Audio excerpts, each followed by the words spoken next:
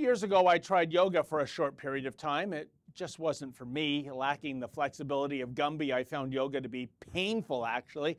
So after about a dozen classes, I tossed in the towel. Originally, I regretted that I was unable to hop aboard the yoga bandwagon, but now when I look back on my decision to quit, I say to myself, thank God I did so, because apparently the world is a different place these days. And as a white heterosexual male living in a Western nation, going to yoga classes today might bring about howls of cultural appropriation from the loony left. Now, the cultural appropriation of yoga was the subject of a recent Huffington Post video. It's fascinating.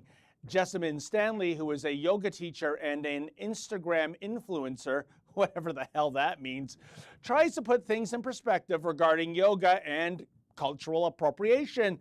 After viewing her video, I have to admit, I'm more confused than ever. Here, check out some of her observations. Appropriation is something that is happening if you are practicing. If you are doing this practice and your practice has an origin in South Asia to any degree, or any other culture that is not your own, you are appropriating it to some degree. Know that imperialism is the reason that you feel comfortable doing that. Know that colonialism is the reason that you feel comfortable doing that. Okay, you got that? If you're not South Asian, you're culturally appropriating yoga.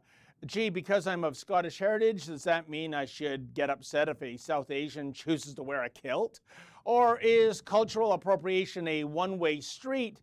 Anyway, for all you non-South Asians going to yoga class who are not feeling shame, Stanley has a theory regarding your lack of guilty conscience. Everyone is just trying to pretend like they're not the problem, and like everyone's like, well, I don't mean to, and I didn't mean to say this thing, I didn't mean to do this thing. And yeah, that's right, Honky. Know that the next time you attempt the lotus position, this isn't about stretching. This is all about conveying white privilege via colonialism and imperialism. Wow. Now, here's where things start to get really confusing, at least for me. Stanley seems to think that it's worse to culturally appropriate bits and pieces of yoga culture as opposed to the entirety of yoga culture.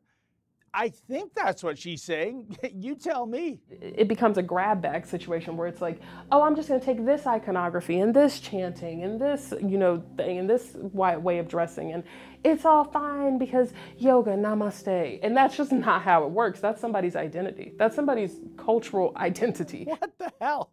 Anyway, what to do about all this abhorrent cultural appropriation of yoga?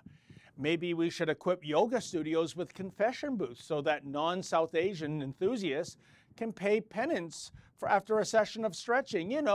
Bless me, Father, for I have sinned. Today I culturally appropriated the downward dog position. Actually, Stanley has her own solution, which really left me confused. Understand it, and then see that the truth of yoga, the looking for the light and the dark within yourself, the compassion, that knows no culture. That transcends everything. Wait a minute. How in blue hell did the embracing of yoga go from cultural appropriation to an activity that knows no culture? What does this new age mumbo jumbo even mean? What Stanley fails to realize is that cultural appropriation has been occurring since the ascent of man. And it's not a bad thing. If anything, embracing something from someone else's culture is a form of flattery, not disrespect. But she's all about cultural apartheid, so be it. So I'll tell you what, Miss Stanley, I'll continue to steer clear of culturally appropriating anything to do with yoga on the condition that you, steer clear of culturally appropriating anything to do with McDonald's. Deal or no deal? For the Rebel.media, I'm David the Menzoid Menzies. Hey folks, you might have heard that YouTube is tightening its rules when it comes to what we can and cannot say on its platform, and that might mean bad news for all you freedom fighters who love to tune into the Rebel. But we're not going down without a fight.